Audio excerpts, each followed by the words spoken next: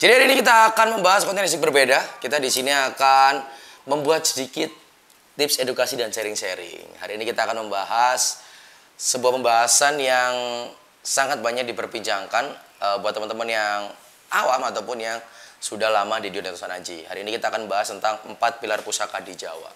Mungkin teman-teman pernah mendengar sebelumnya dari konten-konten lain atau dari video kita juga, tapi singkat-singkat mungkin di konten ini kita akan bahas lebih dalam lagi.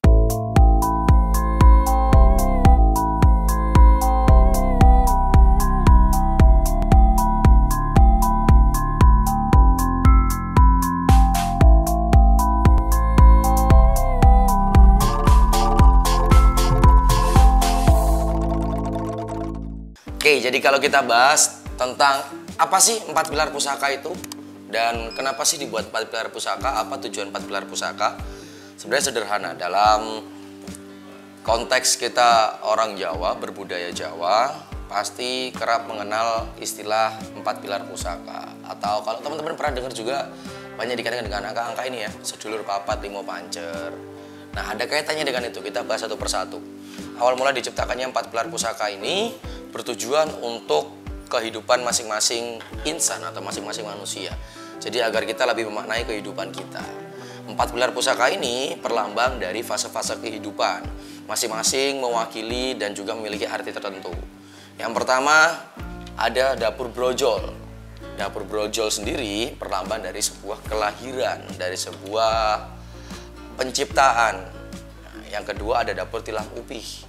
Tilam upih ini ketika manusia yang sudah lahir sudah memulai untuk hidup sendiri. Biasanya dimulai ketika akil balik atau ketika puber ya kalau dibilang ya.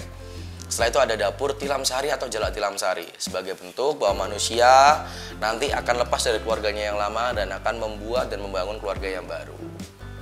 Setelah itu ada dapur jalak sangu tumpeng sebagai bentuk kematangan, sebagai bentuk penyempurnaan, sebagai bentuk kita sebagai manusia sudah siap untuk mencapai apa itu yang namanya hari akhir atau the end. 4 dapur ini mengingatkan kita bahwa setiap fase-fase kehidupan manusia punya arti-arti tersendiri yang harus memang dijalani dengan sepenuh tenaga.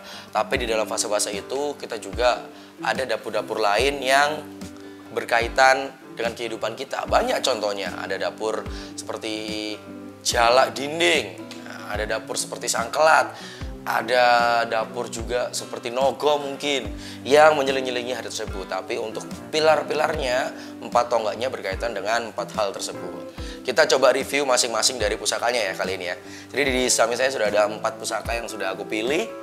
Yang pertama coba kita review dari dapur permulaan dulu, bab 1 ya. Kita mulai dari dapur brojol. Kita coba ulas tuntas semuanya, termasuk dari warangka sampai filosofinya, biar video ini jadi video yang bermanfaat untuk teman-teman belajar juga mungkin atau menambah wawasan. Nah nih, ini hitungannya sudah nyandang nih. Dibilang nyandang itu apa sih? Nyandang itu adalah pusakanya itu luar dan dalamnya itu sudah klop lah dibilangnya. Kita coba lihat ya, kita coba lihat. Kalau dilihat dari luarnya dulu, luarnya sudah pakem nggak sih, sudah nyandang nggak sih? Kalau dilihat dari warangkanya, dia ikut gayaman, gayamannya masuk ke gayaman Jogja. Handle-nya juga ikut Jogja. Nah untuk pendoknya masuk ke pendok Sloro ya. Sloronya Jogja juga.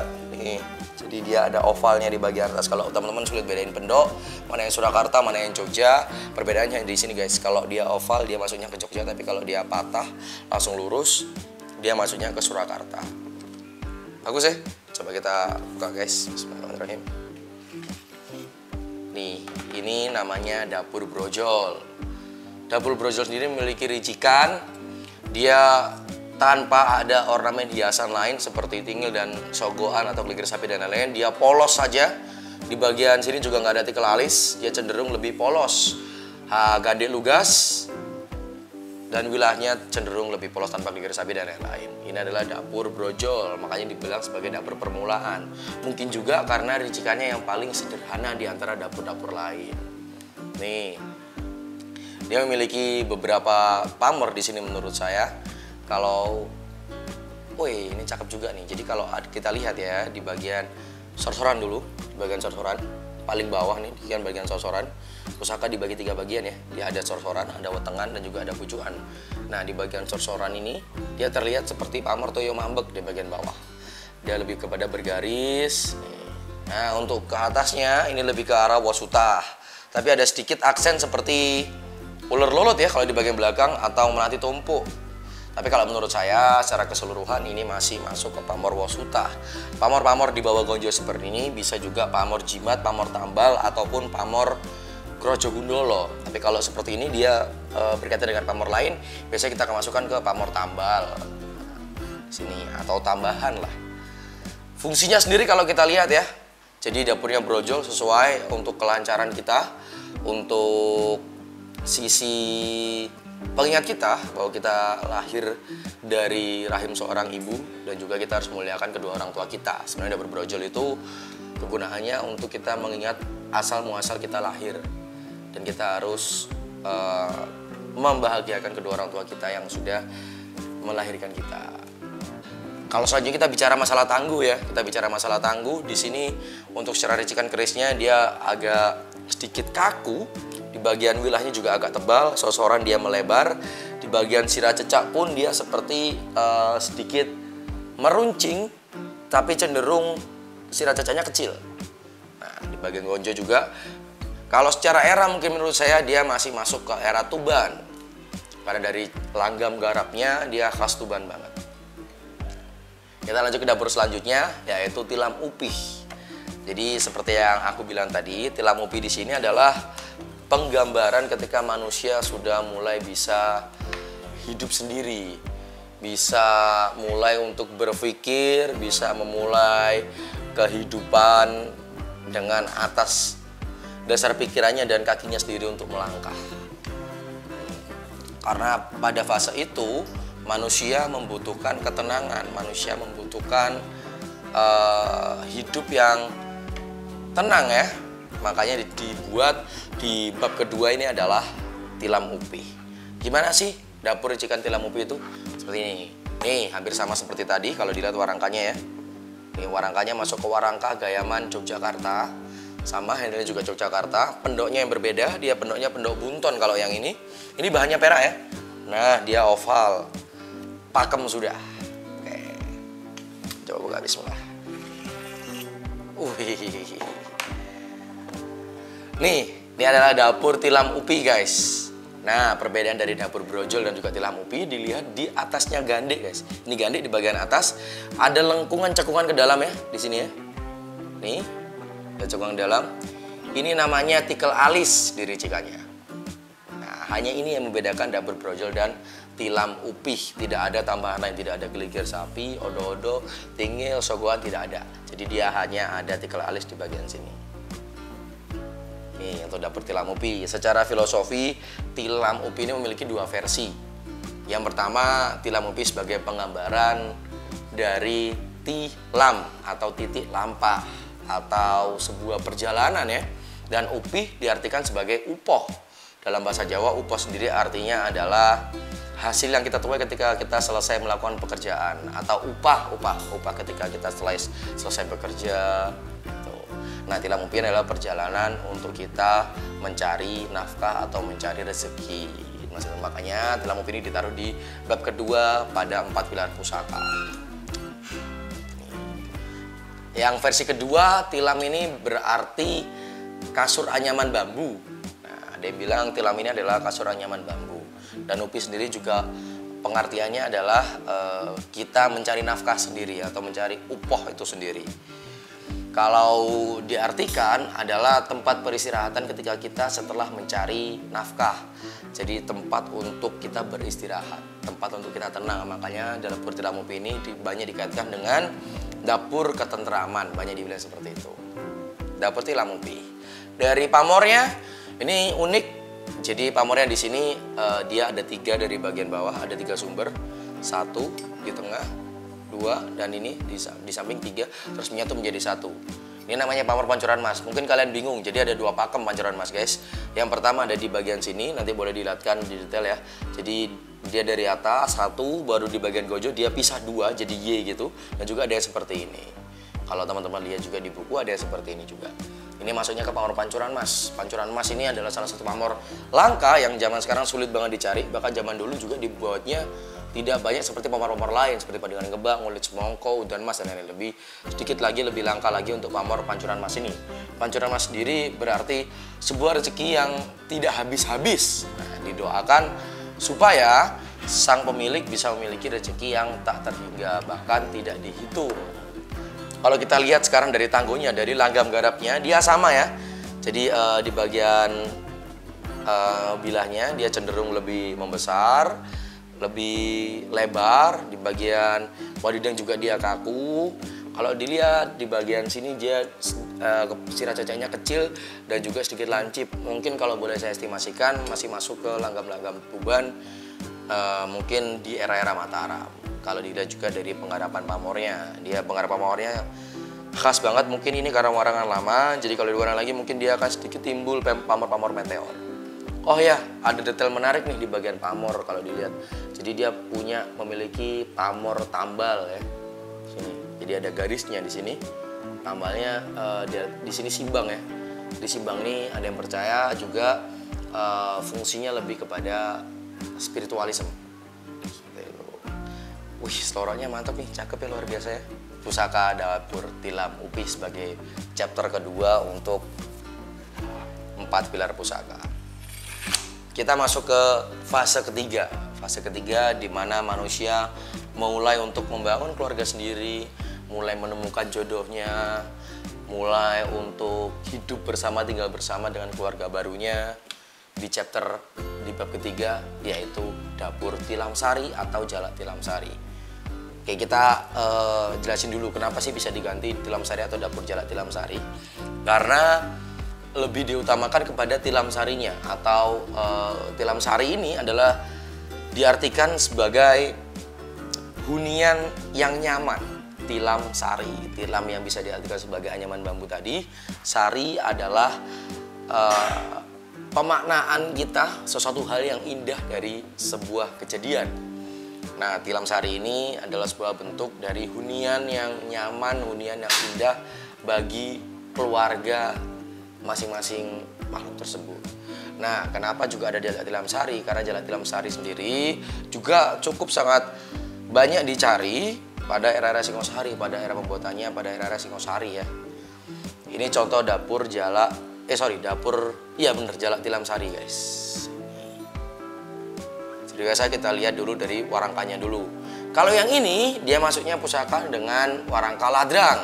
Ladrangnya Surakarta. Handle-nya pun sudah Surakarta. Nah, nih pendoknya yang tadi gue bilang nih, kalau pendoknya langsung patah kayak gini, nih, ini masuknya ke Surakarta. Dia pendoknya Sikar Belewah ya. Coba kita buka pusakanya. Bismillah. Nah, seperti ini untuk ricikan Dapur Jalak Tilam Sari. Mana sih bedanya Mas? Kok kelihatan sama sih kayak yang dua tadi? Jadi kalau dilihat Jalak Tilam Sari ini memiliki ricikan yang pertama tikel alis, yang kedua gelegir sapi atau odo-odo, sama ya, gelegir sapi sama odo-odo. Yang ketiga tingil, yang wajib harus ada tingil, entah itu bekas tingil, entah itu masih kelihatan tingilnya, yang pasti harus ada tingilnya. Itu yang membuat sebuah dapur dinamakan ada sarinya. Nah gitu. Kalau nggak ada tingilnya, masuknya ke Jalak Tilam doang. Nah kalau nggak ada tingilnya pun, kalau ada tikel alis doang, masuknya ke Tilam Upi. Jadi perbedaannya tuh gini. Perbedaan Tilam Sari dan Jalak Tilam Sari hanya ada di gelegir sapi guys. Tilam Sari ini, kalau tadi Jalak Tilam Sari tadi, Tilam Sari tadi sudah ya. Jalak Tilam Sari sendiri pengertiannya adalah burung jara yang sedang membuat sangkar bagi keluarganya. Hampir sama, membuat hunian, jadi lebih kepada kepala keluarga guys untuk dapur ini biasanya. Tuh kalau dari pamornya, di sini ada wengkon. Nih, pamor yang ada di luar, yang paling luar bila, dia garis dari pangkal ke ujung, kemudian kembali lagi ke pangkal bila. Namanya pamor wengkon sebagai bentuk perlindungan atau pagar diri. Gambarnya juga seperti itu ya, melindungi pamor yang ada di dalamnya. Tanpa pamor di dalamnya masuk ke pamor lebih ke ombak segoro. Nah, ombak segoro ini segala sesuatu yang berkaitan dengan air, dengan tirto, dengan ombak, samudro dan lain-lain di Jawa adalah penggambaran dari sebuah kerejekian. Karena di Jawa kerejekian juga dilambangkan sebagai air. Ombak segoro ini penggambaran dari, ada dua versi juga. Yang pertama, bahwa manusia itu akan memperoleh banyak rintangan, banyak ujian di depannya, di kehidupannya. Jadi manusia itu harus bisa seperti karang di tengah-tengah samudera yang diterpa ombak. Jadi dia harus semakin kokoh, semakin kuat, walaupun seiring diterpa oleh ujian dan juga rintangan. Ada juga yang mengartikan ombak skor ini bentuk dari sebuah rezeki yang datang secara tiba-tiba. Jadi manusia itu nggak tahu dari mana asal rezekinya, nggak tahu dari siapa rezekinya, asalkan tetap mau bergerak, insya Allah ada jalan. Kalau kita lihat dari tangguhnya sedikit berbeda nih. Jadi kalau dilihat dia lebih kelihatan apa ya? Kalau kita bilang di Jawa itu gunde atau dia bantet lah kalau dibilang. Jadi lebih besar di bagian cor-coran, dia gendut juga untuk di bagian gonjo, tapi bilahnya cenderung pendek. Jadi kalau dari tangguh saya bisa estimasikan ini masuk ke era Ngadiboyo. Dengan ciri khas di bagian belubangan dia tipis, dan dari gaya kakunya seperti tuban. Bagus nih ya. Dapur Tilam Sari sebagai bentuk kita membangun keluarga sendiri terlepas dari keluarga kita yang lama. Kita mulai ke chapter 4 sebagai chapter penutup atau bab penutup kita, bab Jalak Sangu Tumpeng. Ya, kenapa sih kok ditaruh di terakhir Jalak Sangu Tumpeng? Jadi Jalak Sangu Tumpeng ini adalah penggambaran seekor burung jalak yang kemana-mana dia membawa keberkahan bagi orang di sekitarnya. Jadi kalau kita sudah bisa berguna untuk diri kita sendiri, sudah bisa berguna untuk orang-orang terdekat kita, maka bahagiakanlah dan juga berkahilah orang-orang di sekitarmu. Jadi nggak lupa tentang manusia sebagai makhluk sosial yang juga harus membutuhkan orang lain. Maka dapur Jalak Sangu Tumpeng juga erat kaitannya dengan fase kehidupan manusia. Ada juga yang mengatakan Jalak Sangu Tumpeng adalah seekor burung jalak yang sudah mantap untuk bekalnya dia dari sisi spiritualnya. Jadi sisi manusia yang memiliki sisi kepercayaan kepada Tuhan, dia merasa dia harus mulai mendekatkan diri kepada Tuhan. Sangu Tumpeng yang diartikan sendiri sebagai sebuah bekal untuk kemuliaan. Jadi kalau tumpeng kan pada acara-acara di Jawa sebagai bentuk perwujudan rasa syukur kita kepada Tuhan Yang Maha Kuasa. Nah, sangu tumpeng sendiri sebagai bentuk atau simbolis tersebut. Ini dapurnya Jalak Sangu Tumpeng. Nah, kalau yang ini warangkanya agak berbeda nih.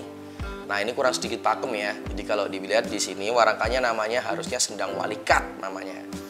Nih, warangka ini banyak ditemukan di area Singosari biasanya Sendang Walikat ini. Pakemnya kalau biasa Sendang Walikat bukan handle-nya bukan Jogja, tapi handle-nya ke Kodok Ngorek Jawa Timuran biasanya kalau dilihat. Atau bisa-bisa handle primitif gitu-gitu. Biasanya cuma kayu yang tanpa ukiran orang tua dan lain-lain bisa temui seperti itu. Nih. Jadi pusaka Jalak Sangu Tumpeng itu kelihatan berbeda dari pusaka yang lain. Nah, nih pusaka Jalak Sangu Tumpeng, guys. Apa sih bedanya dari dapur-dapur yang lain tadi? Jadi sama dia tidak ada biasanya ada yang ada tikal alisnya di sini atau lebih ke kerawangan ya atau keruingan. Yang membedakan keruingan sama tikal alis, kalau tikal alis dia ada ujungnya di sini, kelihatan ujungnya. Tapi kalau keruingan biasanya dia akan terus sampai atas. Jadi terlihat seperti ada kusennya gitu di bagian sini. Nah, yang pasti pakemnya untuk Jalak Sangu Tumpeng itu sogoan, guys. Jadi sogoan itu di bagian sini. Di bagian pangkal dia biasanya sampai di batas tikal alis atau look pertama. Nih, sogoan. Sogoan itu bisa 2, bisa 1. Nah, kalau 1 dia cuma di bagian depan aja. Nah, ini sogoan rangkap namanya kalau 2 gini. Nah, biasanya juga Jalak Sangu Tumpeng ini dia punya tingil di bagian sini. Dia ada 1 tingil juga di bagian sini. Nih, tapi ini dia tidak ada tinggalnya atau mungkin ada tapi dia patah ya. Jadi kayak ada bekas tinggalnya gitu di bagian sini. Dia patah gitu. Tuh. Pamornya masuk ke pada pamor wasuta, tapi unik nih wasutanya karena cenderung dia bergaris. Nah, dia patah-patah seperti bergaris ya. Tapi kalau aku tetap masuk ke pamor wasuta, biasanya gini pamornya aslinya ngeblok banget, tapi kan termakan usia, jadi dia sudah aus, sudah hilang-hilang banyak. Nih, ini adalah pakem dari Jalak Sangu Tumpeng. Wasuta sendiri tadi artinya dari pamor kerjikan tersebut, wasuta ya berarti beras tumpah. Kalau dari tangguhnya, kita lihat dari gaya garapnya dulu ya. Gaya garapnya dia terkesan kaku ya. Jadi di bagian gonjo juga dia terkesan lebih agak tebal, hampir seperti era Mojo, tapi materialnya sudah bukan Mojo. Nah, kalau bentukannya ricikannya masih menggunakan langgam garap Mojopahit karena dia kecil. Tapi kalau dari penggarapan material besinya, penempakannya sudah bukan ikut ke mojo. Mungkin kalau dari tekstur atau besi-besian dan gaya pamor seperti ini maksudnya ke tuban. Jadi gimana masuknya? Bisa kita masukkan ke era tuban mojo atau pusaka-pusaka tuban yang digarap di Mojopahit. Makanya langgamnya menggunakan langgam Mojopahit, tapi teknik penempakannya dan penggunaan materialnya di era tuban. Pertanyaan selanjutnya, saya harus miliki yang mana dulu? Ya kan? Kalau teman-teman tanya, jadi yang harus dipunya dulu yang mana mas? Apakah brojol dulu, tilang upi dulu, atau sesuai urutan dan lain-lain? Kalau zaman sekarang, pusaka itu sebagai bentuk alarm diri. Pusaka itu pengingat bagi diri kita sendiri. Jadi naif juga kalau kita mengharapkan terlalu banyak dari tuah pusaka. Memang tuah itu memiliki fungsi atau memiliki banyak hal-hal seperti perlindungan, kewibawaan, kederajatan, kerezekian dan lain-lain. Tapi terlalu naif juga kalau kita terlalu mengharap kepada hal-hal seperti itu. Aku sudah punya ujian mas, saya tidak ngapa-ngapain akan kaya. It's a bullshit bro. Jadi kalian harus tetap bekerja, kalian harus tetap mencari kegiatan atau mencari usaha lain. Tapi kalian harus yakin bahwa usahaku ini akan berhasil. Aku harus tetap berusaha, nggak boleh berhenti. Karena aku sudah punya udan emas sebagai penyemangatku. Jadi pusaka itu lebih kepada alarm untuk diri kita sendiri, pengingat untuk diri kita sendiri, agar manusia itu sebagai insan menjadi pribadi yang bisa upgrade lah, bisa naik tingkat lama-lama. Seperti itu. Nah kalau ditanya yang mana dulu, biasanya kalau orang sekarang akan mencari sesuai kebutuhan. Contoh, aku udah umur 27 nih, kayaknya sebentar lagi aku menikah deh. Aku mau cari dapur apa dulu ya? Kayaknya aku akan cari dapur tilam sari dulu atau jalak tilam sari dulu deh, sebagai bentuk aku membangun keluarga. Nggak apa-apa. Tapi kalau kayaknya aku pengen cari brojol dulu deh, apa nggak apa-apa? Nggak apa-apa teman-teman. Asalkan teman-teman bisa merawat, bisa menghargai, memaknai pusaka itu dengan baik dan benar. Jadi nggak ada salahnya semuanya. Terus kalau sekarang bilang, "Loh mas, aku belum punya sama sekali tuh, padahal kerisku udah banyak." Ya sekarang kalau mau merawat, kalau mau mencintai, kalau mau menghargai hakikat-hakikat dari leluhur juga nggak apa-apa. Jadi coba aja mulai cari dari sekarang. Kalau teman-teman bingung mau cari di mana, jadi kalau teman-teman berani dengan pusaka-pusaka tersebut, kalian bisa kontak ke admin kita. Mau cari satu paket, boleh langsung tanya aja ke admin kita. Nomornya ada di deskripsi di bawah ini. Nah itu aja pembahasan kita hari ini. Cukup panjang tapi semoga kalian nggak bosen. Dan teman-teman kalau sekiranya ada pembahasan lain yang masih dibingungkan atau teman-teman bingung mau cari referensi di mana, boleh diwakilkan di kolom komentar. Kita akan buatkan video-video selanjutnya. Contoh mas, bahas tentang pusaka kewibawaan dong, bahas tentang pusaka ganan dong. Boleh coba komen di bawah di kolom komentar guys. Komentar yang paling banyak kita akan cari, yang paling menarik kita akan cari, kita akan tampung dan kita akan buatkan video-video selanjutnya. Sampai jumpa di konten explain selanjutnya. Saya Rian Satrio pamit, Anik Indonesia, salam budaya.